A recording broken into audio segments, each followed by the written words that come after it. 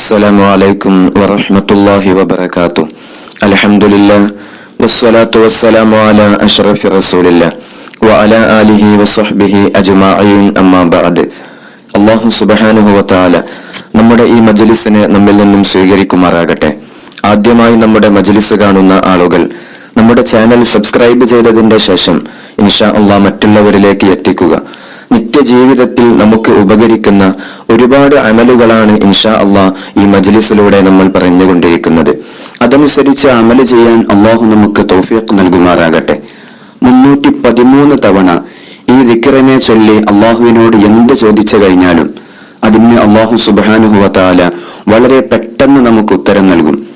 ജീവിതത്തിൽ നമ്മൾ ഒരുപാട് കാര്യങ്ങൾ അല്ലാഹുവിനോട് നമ്മൾ ചോദിക്കാറുണ്ട്.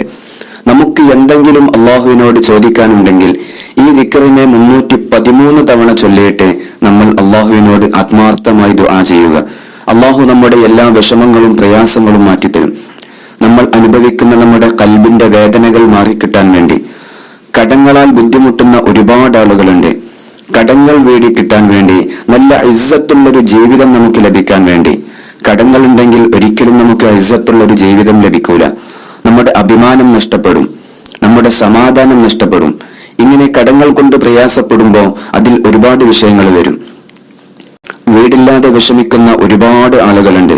നമ്മുടെ കൂട്ടുകാരും നാട്ടുകാരും നമ്മുടെ കുടുംബക്കാരും എല്ലാവരും വലിയ വലിയ വീടുകളിൽ താമസിക്കുമ്പോൾ കാലങ്ങളോളമായിട്ട് ഇന്നും വാടകയ്ക്ക് താമസിക്കുന്ന ആളുകളുണ്ട്. ഖൈറായ ഒരു ഭവനം നമുക്ക് ലഭിക്കാൻ വേണ്ടി, അതുപോലെ തന്നെ കുടുംബത്തിൽ നമുക്ക് സമാധാനം ലഭിക്കാൻ വേണ്ടിയിട്ട്. സമാധാനം നഷ്ടപ്പെട്ടു പോയ ഒരുപാട് ആളുകളില്ലേ?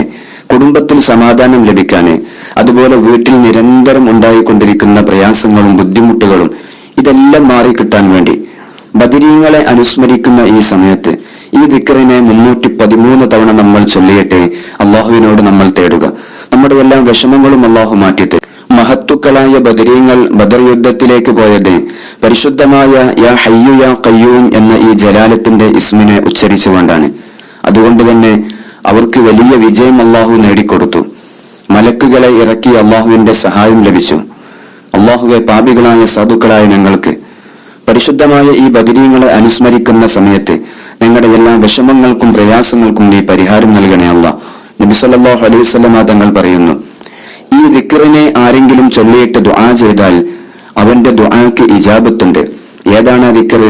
യാ ഹയ്യു യാ ഖയ്യൂം എന്ന ദിക്റിനെ ആത്മാർത്ഥമായി ഖൽബറിഞ്ഞുകൊണ്ട് നമ്മൾ ചൊല്ലുക.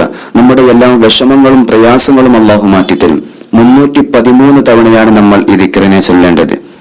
ഈ മജ്ലിസിൽ നിന്ന് നമ്മൾ ഏതൊരു അമല് സ്വീകരിക്കുന്ന സമയത്തും നമ്മുടെ മജ്ലിസിന്റെ മശായിഖന്മാരിലേക്ക് 7 ഫാത്തിഹ നമ്മൾ പാരായണം ചെയ്യണം.